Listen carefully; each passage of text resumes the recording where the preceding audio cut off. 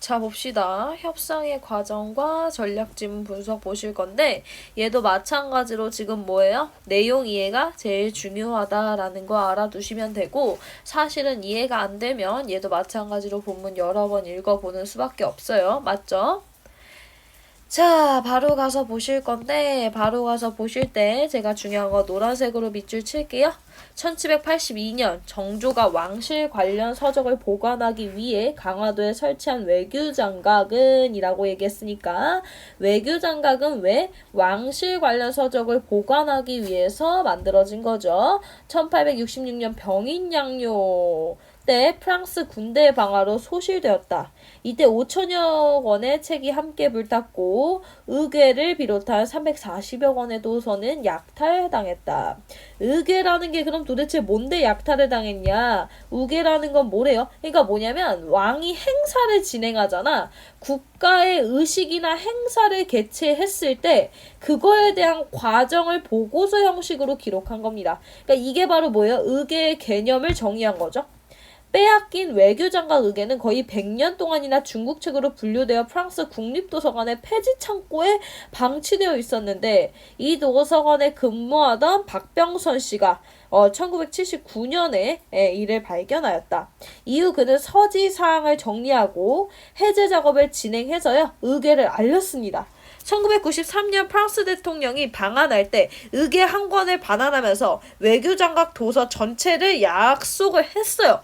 근데 안 줍니다. 나쁜 새끼들이죠. 이거 안 줘요. 이거 안 줘요. 이거 우리나라 건데 안 준다니까. 지들이 쩌버가 놓고 쩌버가 놓고 개빡쳐. 2010년 3월 새로운 제안이라고 할 때 여기서 뭐예요? 시간의 흐름이 나와 있다라는 거 그리고 의궤에 대한 협상이 진행됐다는 거 알아두시면 좋죠.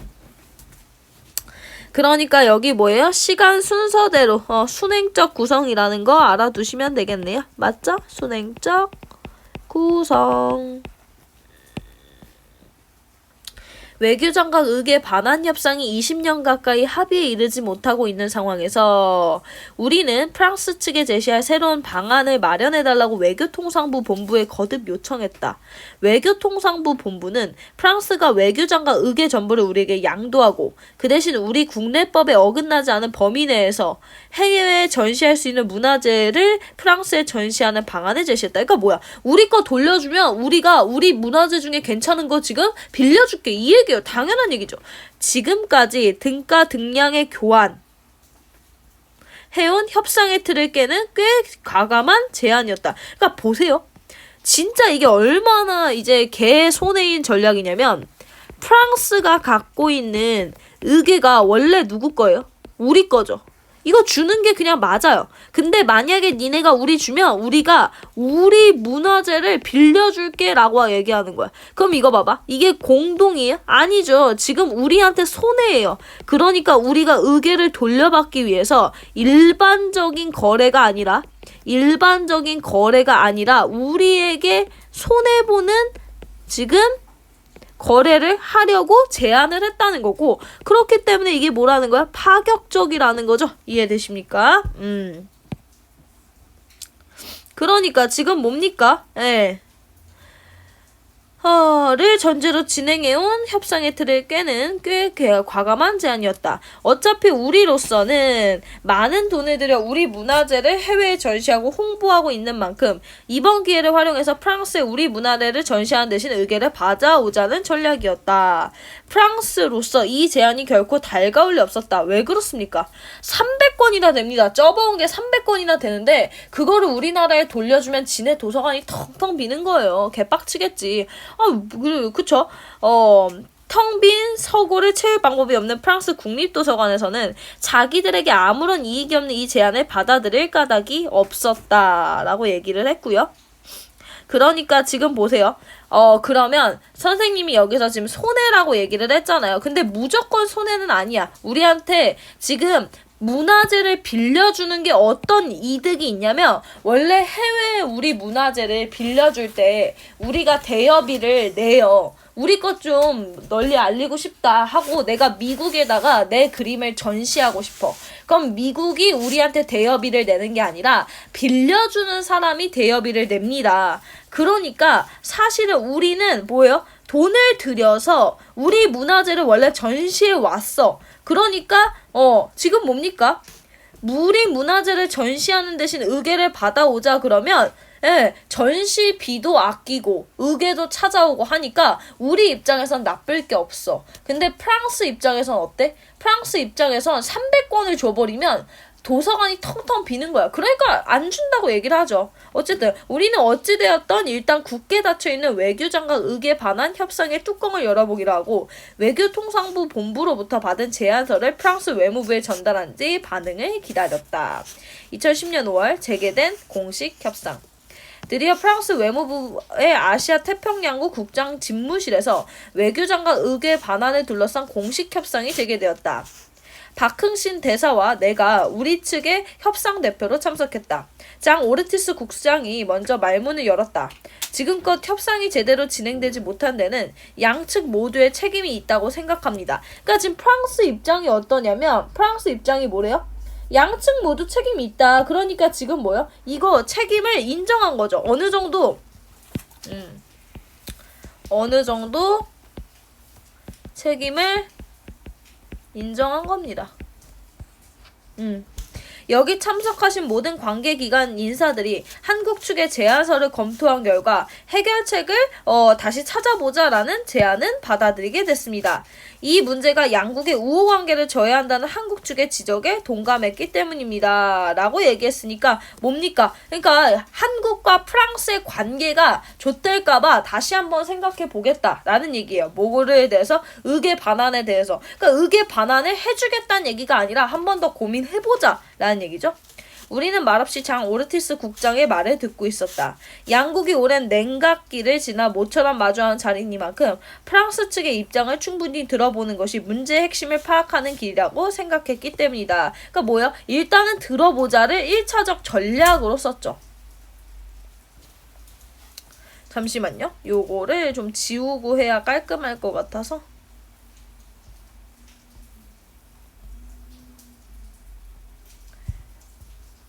마저 읽을게요.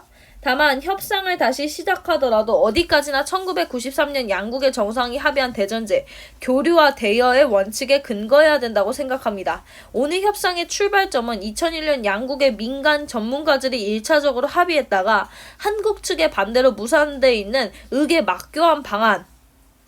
그니까 뭐냐면 지금 이 쌍놈 새끼들이 무슨 지랄을 떨고 있는 거냐면 야 우리 거니까 돌려주는 게 맞잖아요. 그렇잖아요. 이게 한국이고 이게 프랑스라고 하면 의계를 돌려달라니까 제발. 내 거잖아. 근데 우리가 의계 주면 뭐를 달라는 거야? 또 다른 의계를 달라는 거야. 이걸 왜 줘야 돼 우리가. 프랑스가 지금 이지랄 떨고 있는 거예요. 이해되세요? 그러니까 우리는 예전에 이걸 반대했었어. 싫다. 내가 왜 주냐. 그렇잖아. 그거야. 프랑스 쪽한테 야 너 전에 빌려갔던 10,000원 줘. 나한테 뺏어갔던 10,000원 줘. 했더니 그래 10,000원 줄게. 대신에 너 10,000원 줘. 이 얘기예요. 내가 10,000원을 왜 줘 지금. 그쵸? 뭡니까? 의계 맞교환 방안에 대해서는 저희는 지금 뭡니까? 원래 반대했던 얘기예요. 반대했던 얘기예요. 근데 그걸 또 제안하는데 미친 새끼들 아니니? 우리의 예측대로 프랑스 측은 이미 오랫동안 고수용 방안을 다시 들고 나왔다.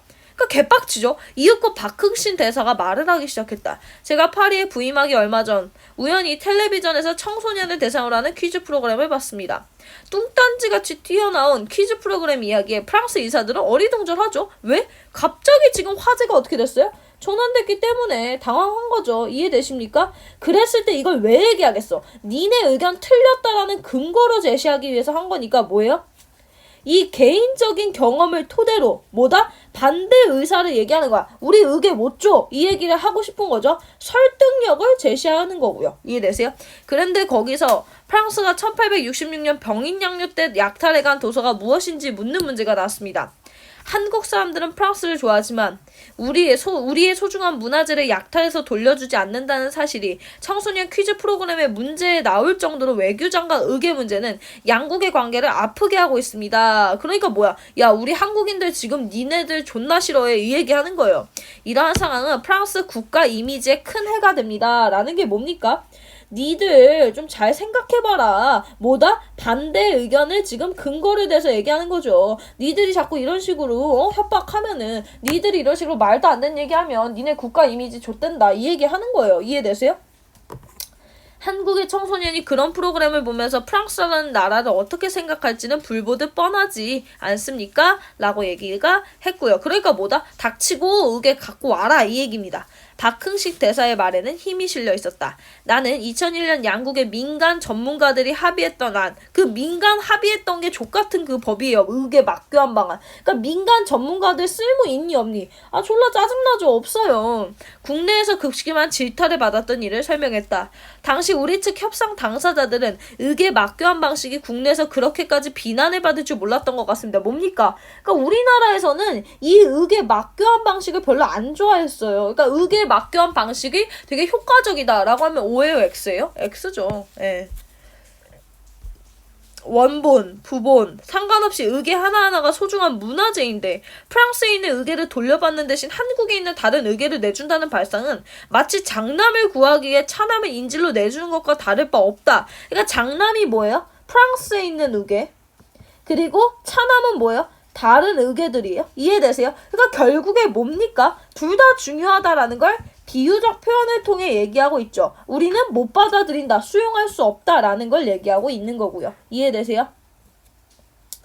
이어서 박흥식 대사는 소중한 왕실의 유산을 지키지 못했다는 자책감과 일제강점기로 인해 받은 상처가 더해져 범국민적으로 각인된 우리 국민의 정서를 프랑스 측이 고려해주면 한다라고 말했다. 그러니까 프랑스 우리가 존나 싫어하고 있다. 니네 그거 좀 잘 생각해봐라. 라는 얘기입니다. 이해되세요?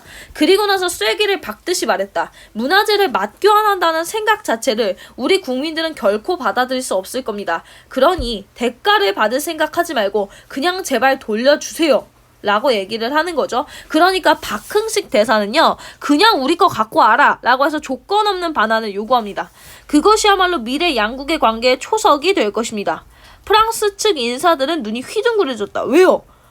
우리 의견에 따를 줄 알았는데 안 따르고 지금 뭐라 그랬어? 야 닥치고 의견 갖고 와. 이 얘기 한 거예요 지금.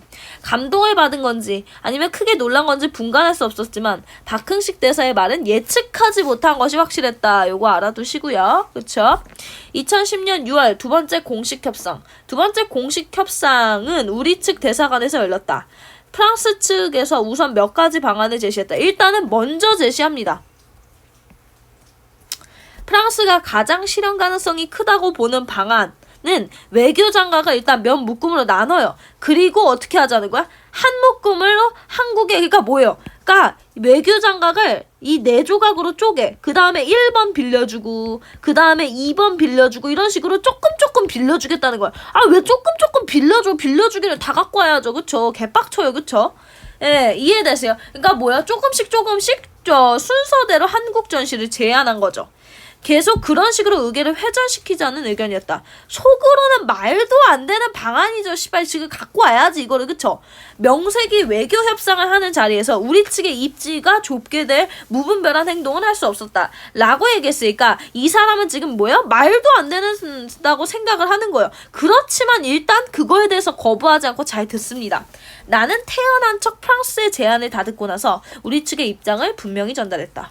외교장관 의견은 297권을 하나로 묶어 반환 방안을 대령합니다. 무슨 소리야? 야 닥치고 한 권으로 갖고 와. 이 얘기하는 거예요. 묶음으로든 낱개로든 절대 분리할 수 없습니다. 모두 한 장소에서 한 시각에 프랑스군이 약탈했기 때문입니다. 우리는 외교장관 의견 전체를 반환받을 수 있는 해결 방안을 마련하기를 원합니다. 하면서 뭐예요? 반대했죠. 그 의견에. 2010년 11월 극적인 합의를 이룹니다. 두 번째 공식 협상 이후 프랑스 측은 우리의 요구를 그대로 수용하는 것이 문화재를 일방적으로 양도한 선례가 될 것을 우려했다. 그러니까 뭐야? 그러니까 우리 거를 의계를 전부 다 그냥 줘버리면 다음에도 다른 나라가 프랑스가 훔쳐간 물건을 다시 달라고 할까봐 걱정하는 거죠. 그렇게 되면 왜요? 우리나라에서만 프랑스가 훔쳐간 게 아니라요. 다른 나라들에서도 훔쳐갔어. 그럼 다른 나라도 뭐라 하겠어? 야 한국 돌려줬다며? 우리 것도 돌려줘. 이 얘기 할까봐 겁나는 거예요, 지금. 이해되세요? 뭔가 작은 것이라도 좋으니 의계와 교환하는 모양새를 갖춰줄 것을 우리에게 요구했다라고 얘기했으니까 우리 좀 기 좀 살려줘. 그래도 니네 공짜로 주면 우리 다른 나라도 지금 뭐라 한단 말이야. 이 얘기 하는 거예요. 프랑스가 한 발 물러섰죠. 양국의 입장이 팽팽히 맞서며 답답한 시간을 보내던 2010년 11월 12일 서울에서 열린 국제회의를 계기로 양국 간의 극적인 합의가 이루어집니다. 드디어 5년 단위로 갱신일되는 대여 형식으로 프랑스가 외교장관에게 아싸 의계 전부를 일괄 양도하기로 한 겁니다. 뭡니까? 준 거죠. 아싸. 그쵸? 최종적으로 합의한 결과가 뭐라고요? 전부를 받게 됐습니다. 근데 아쉬운 건 완전히 우리한테 가져하고 준 게 아니라 빌려준 거예요. 그러니까 완전한 돌려받은 게 아닌 거죠. 이해되세요? 그렇지만 그래도 돌려받았다는 거가 의미가 있다는 거죠. 끝까지 한국으로부터 대가를 받아야 한다고 고집한 프랑스 국립도서관 측의 완강한 반대에도 불구하고 결국엔 어떻다? 그냥 돌려받았습니다. 근데 이게 대여예요. 완벽하게 돌려받은 건 아니고 대여의 형식이에요. 우리 측은 실리와 명분이라는 갈림길에서 일단 의계를 우리 땅에 가져다 놓는 것이 먼저라는 판단을 내렸다. 그러니까 뭐야? 빌려주든 거든 뭐든 간에 어쨌든 한국에 갖고 오는 게 우선이라고 생각을 한 거예요. 이해되세요? 그렇기 때문에 여기서 뭡니까? 실제 이익을 굉장히 중요시했다라는 거 알아두시면 좋을 것 같습니다. 그쵸? 그러니까 실리를 따졌다라는 거예요. 해외로 유출된 수많은 우리 문화재를 환수하는 작업에 대여라는 형식이 좋지 않은 선례가 될 수 있다는 우려도 있었지만 프랑스 국내 상황이라는 넘지 못할 산이 달아없을 때까지 무작정 기다릴 수는 없으니 그러니까 뭡니까? 일단은 한국에 갖고 오는 게 중요하다고 생각한 거죠. 그래서 결국에 마침내 한국에 가지고 옵니다. 아, 좋죠? 2011년 3월 세부적인 사항들이라고 얘기를 했고요. 그러니까 뭡니까? 양국이 합의를 한 이후에도 구체적인 부분에서요. 세부적인 사항에서 또 싸워요. 의견 충돌이 있습니다. 양측의 협상 대표단은 치밀하게 그리고 차분하게 교섭을 진행했다. 협상은 온통 세부 사항과 관련된 것들이었다. 의계를 한국으로 이관하는 구체적인 방법에서 의견이 충돌했다. 첫 번째는 뭐에서 충돌한 거예요? 지금 옮기는 과정에서 지금 짜증이 났어요. 지금 싸워요. 프랑스 측은 의계를 이관하는 과정에서 생길 수 있는 위험에 대비해 나누어 옮기자고 프랑스 측은 얘기를 해요. 그렇지만 우리는 어떻다? 한 번에 좀 하자라고 얘기를 하는 거죠. 이해되십니까? 하지만 결국엔 어떻게 했다? 4번에 나누게 됐습니다. 그러니까 뭐예요? 중간 지점을 찾은 거죠. 우리 측은 프랑스에 있던 외교장과 의계를 모두 한국으로 가져오는 대신 한국에 이미 와 있는 한 권을 포함한 297권을 디지털화해서 그 파일을 프랑스와 공유하기로 했다. 그러니까 조금 봐준 거죠. 우리 측의 배려. 뭐 해준 거예요? 그 파일을 프랑스와 공유한 겁니다. 뭐예요? 그러니까 디지털 파일로 복제해서 좀 준 거죠.